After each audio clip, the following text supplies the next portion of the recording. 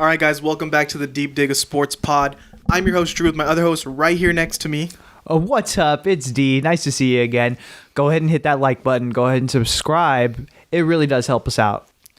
But moving on to something in the front office, right now there's a lot of coaching changes. There's a lot of personnel changes in front offices. Adam Peters for the 49ers has been a hot commodity. And I think even in seasons past, there's been rumors of him maybe getting other jobs. Right now, he's been requested to interview by the Titans and the Cardinals. He's turned down both interviews. So what does that say to you right now? I know, and his reasoning was, he said it was because he really wants to focus in on the 49ers playoff run. I'm not buying that at all. I think that he knows something's up with John Lynch. I think if let's say the 49ers make a deep run or even win the Super Bowl, knock on wood, let's say they win the Super Bowl, this looks like the best year that John Lynch could have. He made this huge Christian McCaffrey trade that changed the trajectory of the entire season. He drafted Brock Purdy, who looks like a diamond in the rough.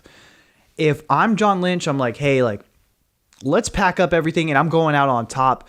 Adam, don't go anywhere. If you just wait, you can take over this job. I feel like it's always kind of been that way. Like, he's like the highest paid assistant GM or whatever his title is now.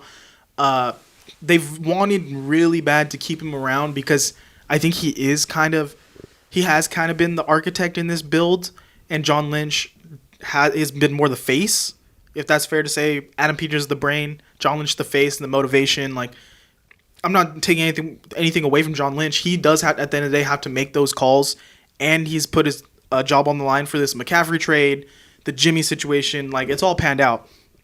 But the 49ers organization knows what they have in Adam Peters, and they know that they want this guy in the building for years to come. So even if, say, the 49ers lose in playoffs this year and John Lynch doesn't retire, I think I would expect Adam Peters to be back for another year, even 2 years, kind of waiting in the wings. Because what more do you want out of a job? Like, he still is respected around the league at not being the guy in San Francisco. And he gets to stay with a world-class organization. He gets to put his input. He's fully respected within those buildings. And then, he knows John Lynch isn't in it for the long haul. There was rumblings that John Lynch was going to retire last season. So it's, we know he's the future. Oh, yeah, definitely. And I mean, if it's between John Lynch and Sean McVay as far as who's going to get the bag for Amazon Prime, we know that the first go around, John Lynch was offered a lot of money. Imagine if they do win the Super Bowl and he looks like this amazing GM, how much they're going to offer him this time around. The bag is going to be crazy. So it's just one thing that's really interesting to see what ends up panning out after this long playoff run or hopefully Super Bowl title. But in a league where it is tough to find a job, do you think it's almost counterproductive for Adam Peters to wait? I'm either going to wait for that perfect job or I'm going to just stick around and hopefully I'll land this job in-house. When this league, you never know. 49ers could have a bad year next year and then no buzz on Adam Peters anymore. No, I think this is the best position for Adam Peters.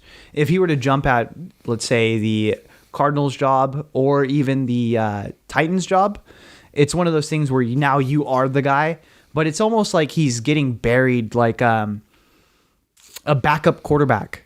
You know how Mitch Trubisky, everyone wanted Mitch Trubisky after he was a backup quarterback for the Bills, but it's because he didn't play. He didn't have to showcase okay, well, what can you really do as you're the guy? You know what I mean?